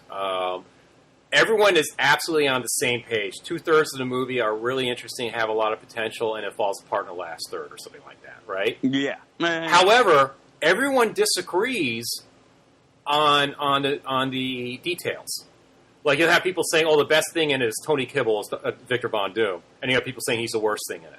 You have people saying Miles Teller is the best thing in it. And you have people saying he's the worst thing in it. You know, it's just like this weird, and that's where it differentiates. Yeah, I mean, the talent is there regardless of what you feel about, they made Human Torch into a black guy. I mean, forget all that shit. The fact is, you have these talented actors having to work with a script that just seems so half-assed from what I saw in the trailer. And you're not treading anything new here with telling the same old origin story that everybody fucking knows and trying to, Cronenberg it in whatever way they did. It's just... it's easy to say, okay, give it back to Mark. And to be honest, I would like to see that movie by Cronenbergering up whatever's going on there. I think that would be pretty interesting to do a body horror take on a Fantastic Four. I'll give you my thoughts in a few months when it comes on DVD or streaming. All right, so moving on to the next news. William Friedkin, who's having a renaissance, is going to direct The Winter of Frankie Machine, about a mobster trying to retire, but he's pulled back into crime, that kind of thing. I guess I'm looking forward to that. He's been batting pretty strongly. I welcome it. As long as it's not like Rules of Engagement, I'm for it. How about Deal of the Century? Next! Or The That Hunted. didn't happen. It just came out that it's rumored that Ben Affleck is not just going to direct one Batman film, but 3 Batman films. Let me see Batman vs. Superman first before I give my opinion on that. He's going to have to go to the doctor a lot those next couple of years. I can guarantee that. And not Tom Cruise, who's like 51. He's overdue. Anyways, next, Kong Island. Looks like Samuel Jackson is going to take on the role that was originally going to be played by, what's his name, J.K. Simmons, who dropped out. Samuel Jackson's a good actor, but he's not a hard get either. Yeah. All right, so fight King Kong and call him a motherfucker. Yeah, whatever. I'm wondering if J.K. Simmons was... I don't know what the deal is with this Kong Island. I wonder if it's meant to be like an updated take on the original King Kong. If that was the case, was J.K. Simmons supposed to be like the Carl Denham character? I thought it was a prequel. A prequel? Mm-hmm. I thought. I didn't know if it was a prequel in modern day or whatever it was. I have no idea. So anyways, next, they're rebooting Nightmare on Elm Street again. Why? Jinx.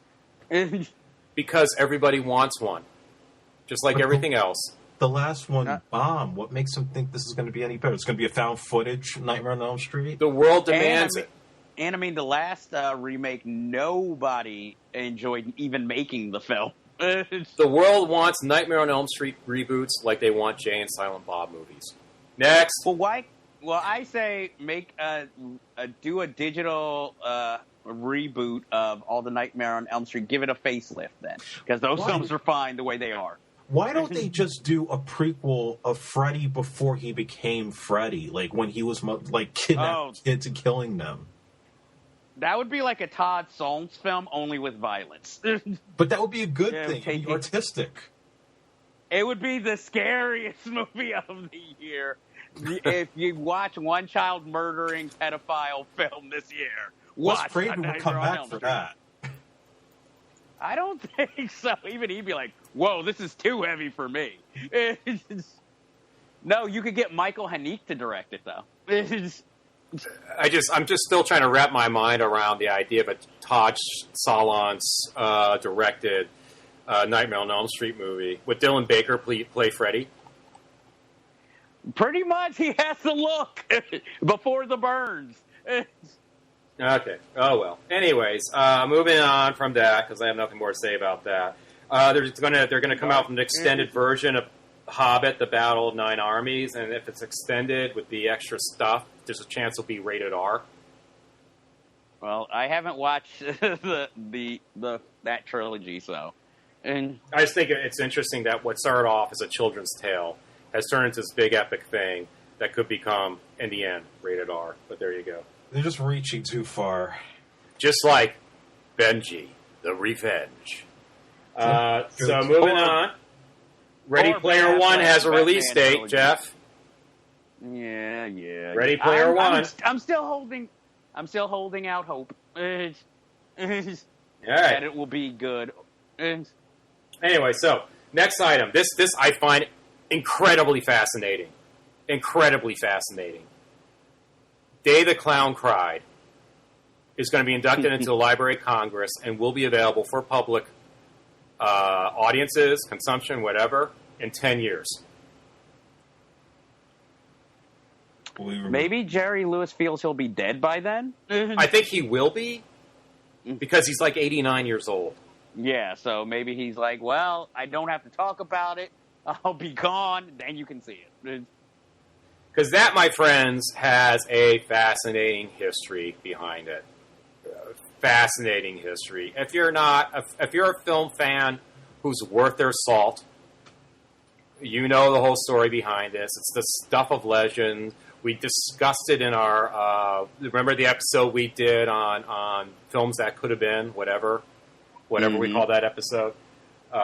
And if you can Google it, there's a great article from Spy Magazine where a few selected people, which included the comedian Harry Shearer, were invited to see a one-time only private screening of this film, and the responses and description of the film are hilarious. Absolutely hilarious. But, yeah, it's the stuff of legend. I mean, earlier in the year, they uncovered documentary footage on the making of the film that was shared throughout the internet, which was kind of interesting to look at. So, yeah. Those of you who feel like you'll never see the film, you might already have. It was called Life is Beautiful. Or anyways, it had almost an uncanny similar premise to what Day the Clown Cried sounds like. But anyways. Yes, I hated that film. Who didn't? With a passion. Apparently the box office didn't, because it was a hit. What's his name? Roberto Benigni won Best Actor. Well, what do they call it? The delusion of crowds? It must be, because I did not see... I could see a little bit of why people would fall for it, the story, but I just hated that film so much. Well, moving on, the X-Men movie series might get a TV series. I think that says everything. Thank you, Jeff. They do like X Factor or Excalibur or New Mutants. Give us something a little different.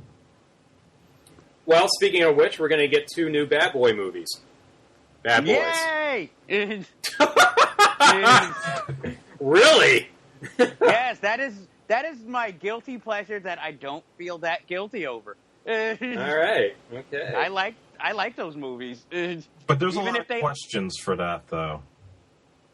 Well, I'm guessing Michael Bay will probably be back if that was one of them. Well, they were talking Joe Carnahan directing it instead. Oh, then it'll be vastly better and more realistic. But will Martin Lawrence come back? Oh, why? What is he busy doing? Yeah, exactly. Well, what's he been doing? I was going to say, Will Smith come back would be my bigger question. Because I'm like, Martin Lawrence, oh, sorry, are you busy doing that show with Kelsey Grammer? Oh, sorry, that got canceled after a few episodes. Well, there you go. Speaking of releases, late into 2017, looks like we got a release for what will finally be a film adaptation of The Dark Tower. Who's directing it? I forgot. Oh, okay. This has been so many. Oh, they're going to do it. No, they're not. Oh, they're going to do it. No, they're not. Yeah, oh, they're I'll going to do it. believe No, when they're I not. see it. Yeah, so there's that. We're going to get a Purge 3, Yeah, of course we are. starring your favorite Andre, who starred in this last one, Frank Grillo. Grillo. Okay. The Purge movies are all right. Yeah. They're okay. This one wasn't fantastic. I wasn't crazy about the second one. Moving on, because we're running out of time. Moving on, Ultimate Fighting Champion pinup goddess. Ronda Rousey. Ronda Rousey is going to get a movie about her, starring her as herself. It'll be her parts. Which makes sense. Her 8 Mile. She's been appearing in movies, and she has a presence. I thought she had a presence, and she was charming in Expendables, even though that Expendables movie kind of sucked. Yeah. Well, unfortunately, Gina Carano got haywire instead of her. Yeah. But unlike Gina, she wasn't dubbed. We're going to get another Dungeons & Dragons movie. There was a first? Yeah, it had Jeremy Irons in it, remember? Oh, the one with Marlon Wayans? Yeah, Marlon Wayans. Yeah, Marlon Wayans. Well, yes, Marlon Wayans. I guess I didn't even consider it a movie. And everybody can now sleep soundly at night. It's okay. Everyone can just, finally breathe a sigh of relief. Channing Tatum is going to play Gambit after all. Boo! I don't know. Well, Channing Tatum was one of those guys I didn't think much of, and now I'm like, he's fine. I mean, is the alternative Taylor Kitsch? Then I'll go with Channing Tatum. You should get Jeremy Sisto. So, now, what should we talk about? Well, we're pretty much done with news. Unless you guys want to talk about this new online streaming service that's just strictly horror movies, Shudder. I've heard of it, but I don't know that much about it. And it seems like they got a pretty awesome library of films.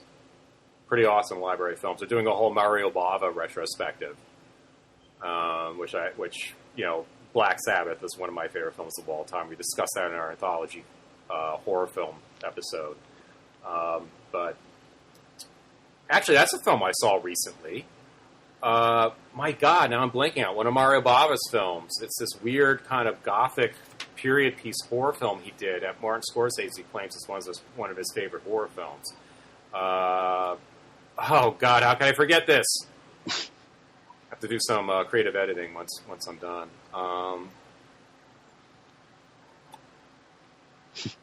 Bear with me, guys. I'm just looking it up. okay. Okay, here we go. Mario Bava's Kill Baby Kill is a film I rewatched recently, which is interesting. Which is very interesting. There's some moments in there where there's some spooky mindfuck moments in it. I'm not the fan of it, like say Martin Scorsese is. Okay. He claims it's one of his favorite movies, but I prefer Black Sabbath. It's something that I would recommend. It'd be like something to throw into your Halloween viewing if you're going to do like a week of horror films leading up to Halloween. I would recommend that. Kill Baby Kill. Check it out. So, shall we move on to trailers? Because there's a lot of them. Okay, so we'll bang these out. Okay, so we got a full trailer for The Last Witch Hunter, which seems to be Highlander with Vin Diesel. Although I didn't realize Elijah Wood was in it. You see, I didn't even know that either. Yeah. So did you guys watch the trailer? No? Yes. I didn't see the trailer. All right. Well, moving on. Deadpool. Saw that trailer. It looks all right. I preferred the trailer for the trailer. Yeah. I mean, it looks okay. I mean, I don't know. Now, there's a trailer for a really interesting looking movie called Entertainment. Oh, yes. Now, I've seen the comedy. Of course. By the maker of the same team that made that. I have mixed feelings about the comedy. And it seems like this is like a similar kind of film. Although I have to say, based on the trailer, I kind of want to see it. I actually had the reverse reaction where the premise sounded interesting, then I saw the trailer, and then my kind of interest went down a little. All right. Then we had the teaser for Zoolander 2 or Two-Lander. I didn't love it as much as the internet did, apparently. Yeah, I don't love Zoolander, the original, as much as people do, apparently. I think it's going to be on par with Anchorman 2. It's just way too late for it. Yeah, they waited too long. Now we have a trailer for an interesting film from Austria. It's a horror film. It's gotten really strong buzz from the festival circuit called Goodnight Mommy. Oh, yeah, I just saw the trailer yesterday. And that looks interesting. Yes. I want to see that one. That looks really interesting. Check out the trailer, folks, if you don't know what we're talking about. Goodnight Mommy.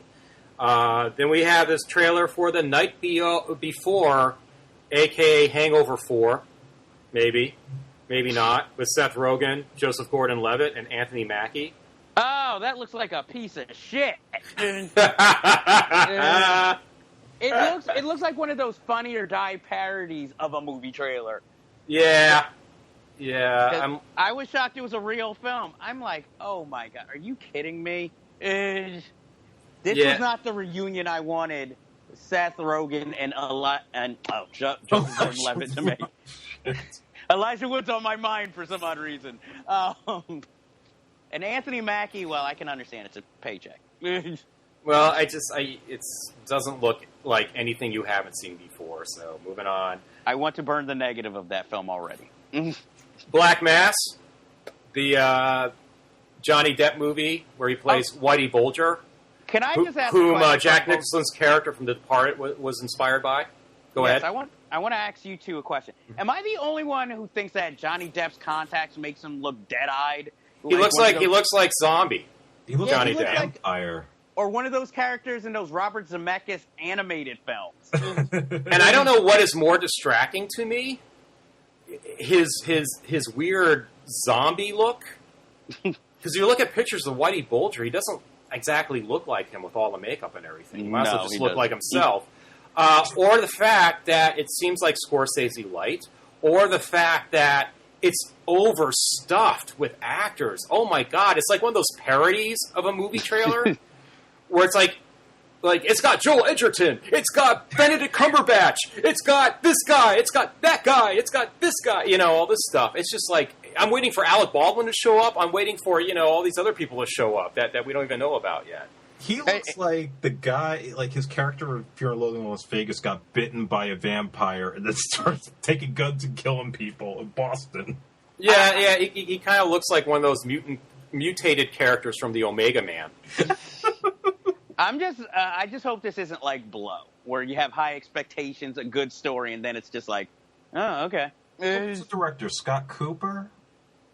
I don't know who's directing this one. He's pretty good. I don't think he'll half-ass this. I don't know. I just that they have a clip in the trailer where you have a British actor sitting across the table from an Australian actor, and they're indulging in dueling Boston accents. Right? Mm-hmm. Well, that's the thing now, isn't it? Yeah. Well, yeah, it is. The Brits, the Aussies, are taking over the world. Okay, so... Wow, I really, really banged that out. Is there anything I'm missing? Not that I can think of. Nothing important. Okay, then let's take a quick break where we can promote the other content at This Is Infamous. Before we get into that, please follow us on Twitter at the CineFiles TV. That's where you can tag us. Follow us individually on Twitter. Join our Facebook group. That acts as our discussion forum. We all participate in that. So you can interact with us and have Cinephiles-like discussions. Also, like our Facebook page, which is separate from our group, because there you can get all your updates on all the latest things Cinephiles without, other topic threads drowning them out and all that other stuff. And yeah, so we're going to move on to promote the other content, and then we're going to have a discussion about internet entertainment and whether or not that will change the landscape of visual storytelling as we know it. Be right back. Be sure to listen to the Screenshots Movie Podcast at the beginning of every week here on the This Is Infamous Radio Network as Billy Donnelly and Brian McKevitt break down and discuss all the latest happenings in the movie world. Check it out at thisisinfamous.com as well as on iTunes and Stitcher. Kablam!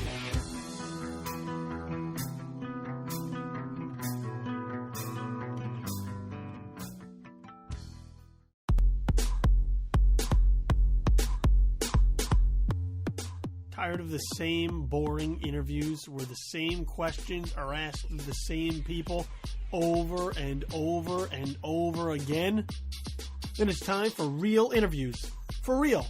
This conversational podcast will bring you some insight into Hollywood's best and brightest. Real interviews. For real. It's not the same old stuff. All right, so those are two really good podcasts to listen to on This Is Infamous.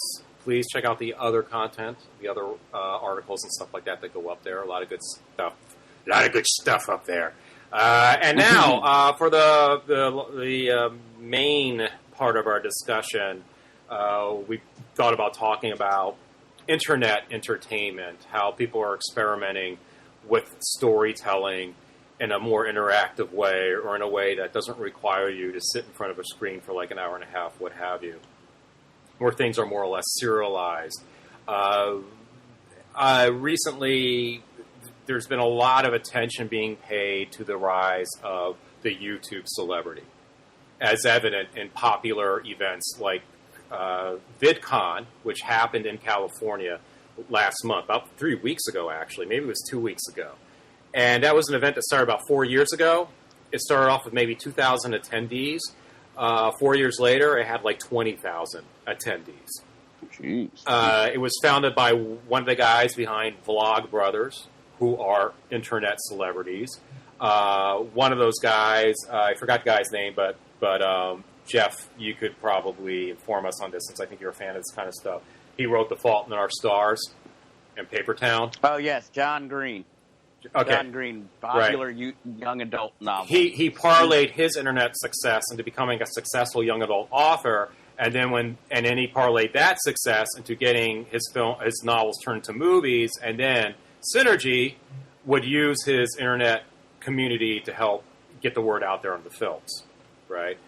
And what's happening is a lot of these guys are being picked up by sponsors, they're becoming brand ambassadors, and being hired to do commercials and all sorts of stuff. And they're being taken on by multimedia companies to become, talk show hosts, you name it, So there's a lot of money to be found in this. Now, a lot of this stuff is just people talking into their cams on their computers, just saying really silly, stupid stuff. But somehow they built fan bases around it, right? Mm-hmm. Others are just doing tips and tricks. Some of them are about beauty. Some of them about film production. Some of them are just simply talking about their favorite geeky topics, You have stuff like AMC Movie Talk, which is now Collider Movie Talk, no longer part of AMC. John Campea has become a major internet celebrity by being associated with that. We also discussed John Shep during our last podcast and his documentary, The Death of Superman Lives. He's a part of Collider Movie Talk now, or he has been also when it was AMC Movie Talk. And the Joe Schmoes guys are part of that whole Collider Media thing as well. Or actually, it's Complex Media took over Collider, and Collider took over Movie Talk, and now Joe Schmoes have been folded into that. So there's a lot of synergy there with Joe Schmoes collaborating with John Campea, all sorts of stuff. And they're all really, really popular. But what about fictional narratives or documentary narratives? Documentary series, fictional series. Vice.com has numerous websites. Yes, they have Vice News, which appears on HBO, but they're sort of doing like these short sort of documentary pieces you can view on their websites tied into popular topics at the time. Vice Films distributed the film we discussed earlier, the WOLFPACK, and they did a short film with them that was similar to the kind of films you see them try to make in their documentary. And you got series. I can mention two series off the top of my head, vastly different, but one's fictional, the other one is documentary. The fictional one is called Marble Hornets. If any of you are computer nerds, stuff like that, you probably know this series. It's a found footage horror series, serialized. Some episodes are no more than 5 minutes. Some of them run like 30, 35 minutes. And it's basically a video diary of this person investigating some mysterious conspiracy involving a popular internet meme now known as the Slender Man. You all heard of the Slender Man? Of course. All right. A new phenomena, something that didn't exist maybe 10 years ago. That's become this sort of thing. And then to compare to that, there's a fascinating internet documentary, which I've mentioned in this podcast before, called Double Fine Adventure, and it follows the trials and tribulations of a game developing company as it tries to roll out its latest game, which became Broken Age. The company being run, the founder and the guy who is the CEO being Tim Schafer, who was a source of controversy as well. And it's interesting how this document is set up to be basically a promotional piece for the company and becomes a legitimate warts and all documentary of the process of trying to do this. It's very honest in its depiction. And it just had its final 20th episode. And some of those episodes run no longer than 30 minutes. Some of them run about an hour and a half. But the question, I bring those up as examples. I don't know if you guys have actually watched them or if you can think of other things you've watched that might fall into this. But what are your thoughts about the internet, its potential for experimentation and maybe even influence how we approach visual storytelling, and whether or not you'll see Hollywood filmmakers get into the game? Kind of like the same way people are now going to TV to challenge themselves dramatically in ways you no longer can in commercial film. I think that I like it because it's more like grassroots. If you're more serious about trying to tell a story visually, but let's say not necessarily have the budget, or maybe even if you have a film idea, but you realize you could never get a certain budget and production-wise it would be too huge, it's sort of like kind of ground roots again, spreading out your story and making it fuller and thinking of more inventive ways to tell it. So I mean, I can't say I've been devoted to many like different web series or content, but I've seen a lot where I've admired how they used it to tell a story or maybe to inform about certain things.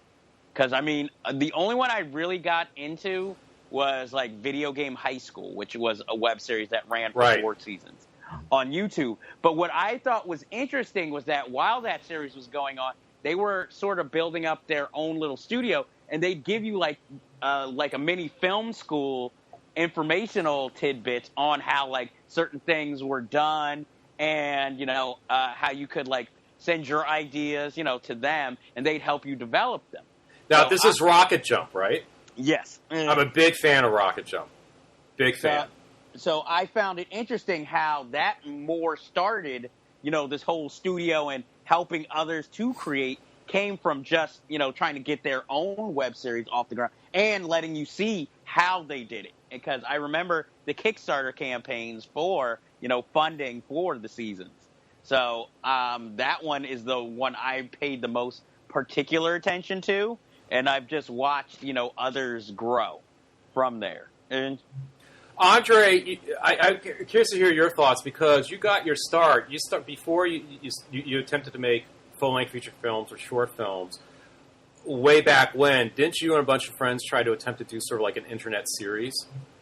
Yeah, we tried to do a couple of different things, mostly just like sketch comedy stuff. And, there's always the commitment issues that prevent something like that from, expanding into something much bigger. And I think that what's great about these web series, and I can't say that I really watch a lot of them religiously like that, but what's great is it's like, there was a time where it was a struggle just to get any of your works, be it a movie or TV show idea, to be seen by anybody. Maybe the most would be like getting your local cable access channel to take your particular thing and be lucky if you get like a late night slot for people to watch it. But now you can get like a number of views and promote this thing with all these social networks and build up a following, and you know, and it helps. And then you see like some of these guys now who do like there's that website Patron where like you could get people to put in for your projects per month. Like they could donate like $1 to your project per month, and that would help to kind of keep the costs going for making your web series. So I think it's become a little bit more democratic in that sense. Yeah, that's a whole other aspect of it, about going to the internet like Kickstarter, Indiegogo, and raising funds.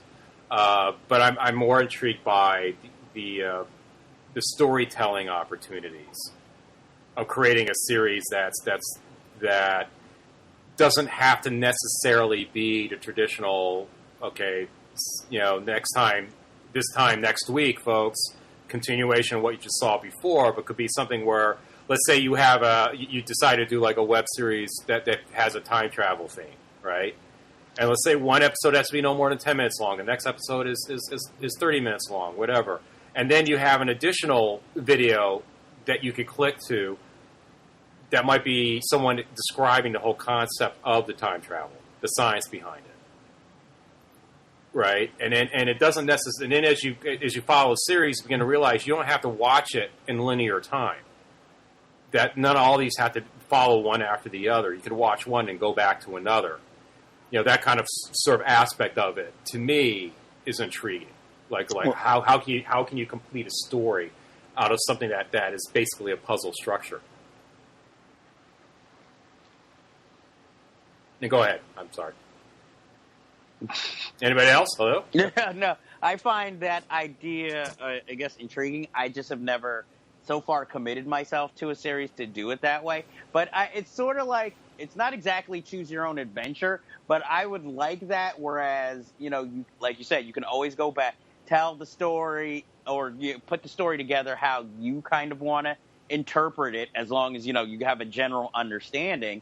Or you can also, like how you said, more explaining the time travel thing, like if it happened to be about time travel, it's a supplement in of itself without being necessarily an episode. So you're not like, let's say something like True Detective season 2 right now, where you're like, what the fuck? I don't understand how this is all connected. Yeah. You know, right? You'd have like that kind of guide to help you, and it'd be interesting. Like let's say that you have like, the basic story is a mystery, right? Involves a bunch of people trying to solve a mystery, kind of like True Detective. But you also have these additional videos, additional content that you click to, which might be like a video diary of a character. If you really want to go far, within that video diary, it might reveal a certain clue as to what may be going on in a bigger picture, but at the same time, it could also be a parody of people who tend to air their dirty laundry online. Well, so go ahead. Go ahead, yeah. No, it's sort of like what I guess some shows that are on the air now try to do, where they have the supplemental material where they're like, oh, go to this site and you can see what this character had to say about tonight's episode. Oh, exactly. Well, it's like one of my favorite shows, Real Time with Bill Maher. You have to go online to see the last 15 minutes, the discussion that happens after the discussion, right? Mm-hmm. And I always do that. I always go to that discussion when it goes online. Talking Dead does that. You know, after every episode of Walking Dead, where you can get like elaborated discussions online from what you saw on TV.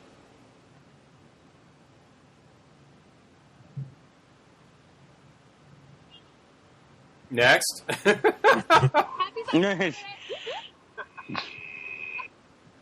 Oh, what's the I mean, well, like I said, the only time I really remember this coming more major into being was, I don't know if everybody remembers this, that Lonely Girl thing that came on. Yeah.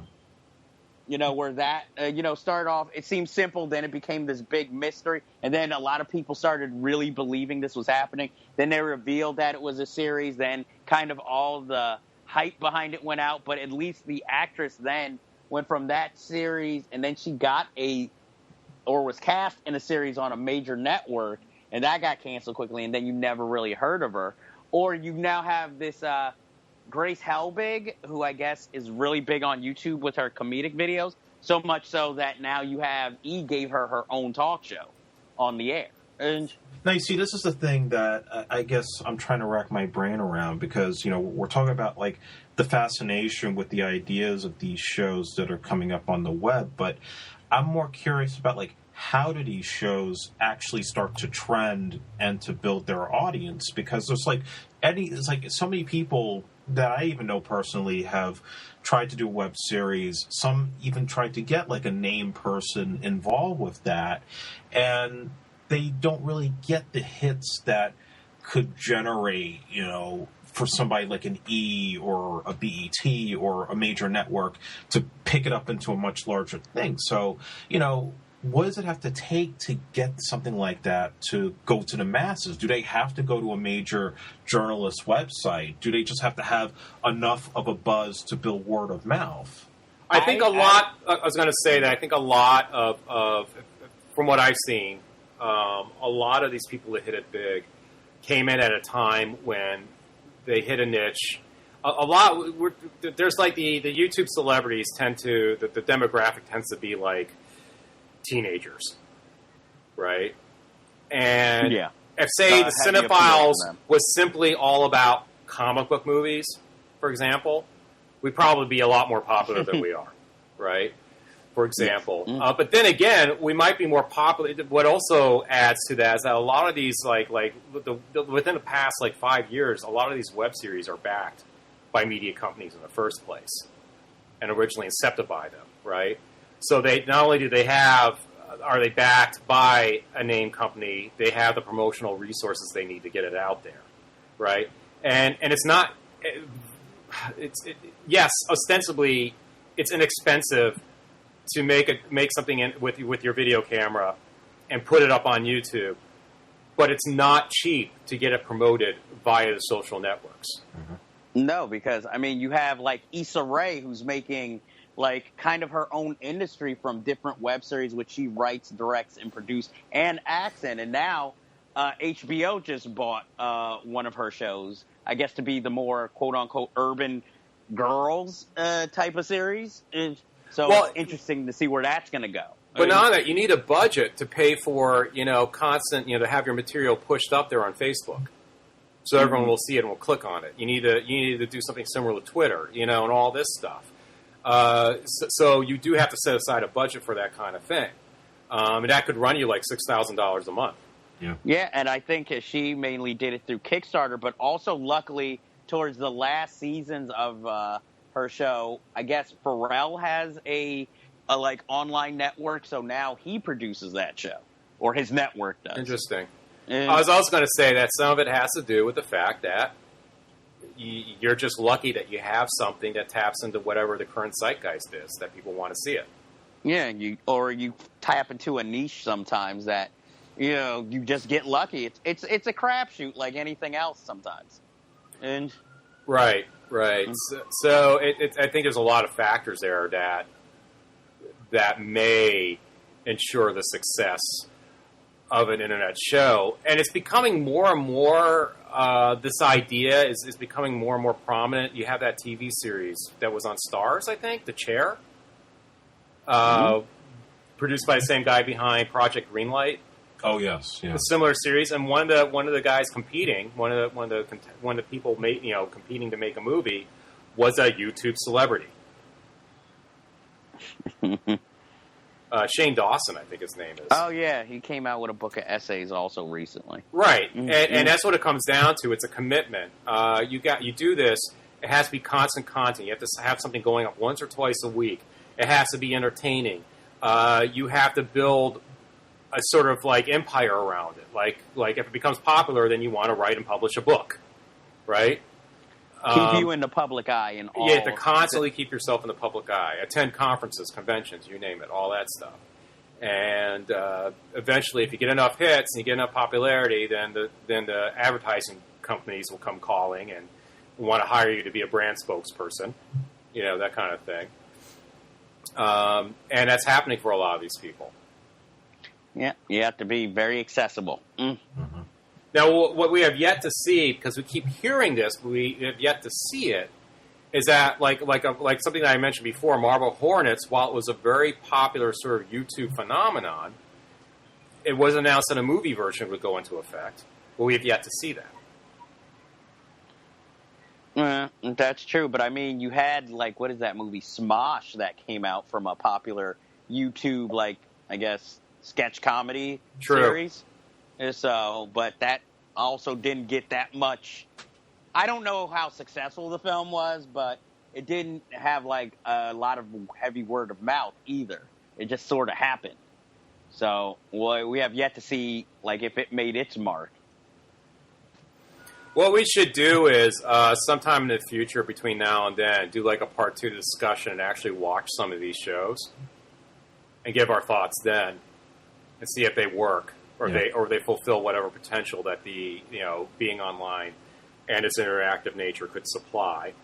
But until then, all I could say is that be mindful that next guy you see ranting about how unfairly he or she's been treated by their best friend or BFF, ask yourself if you're not seeing the next brand ambassador for, I don't know, Smirnoff. Yeah, it's just like how viral videos sometimes just take off out of nowhere. Exactly. So, all right, I guess we can wrap this up, unless you guys have any final thoughts. No. No. Hey, go out there, try something. You never know what's going to work. You never know. You never know. So anyways, I'm Eric Cohen, producer, co-host of the CineFiles. Andre Joseph, co-host of the CineFiles. Say goodbye. Au revoir. Jeff Galashaw, hyphenate. Say goodbye. Cowabunga, dudes. And that thus endeth episode 21 of the CineFiles Podcast. Until next time, bye-bye!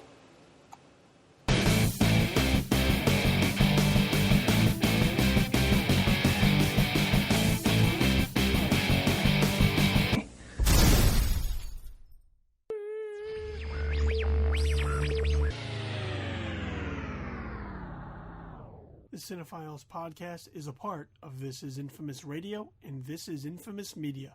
Executive produced by Billy Donnelly and Eric Cohen.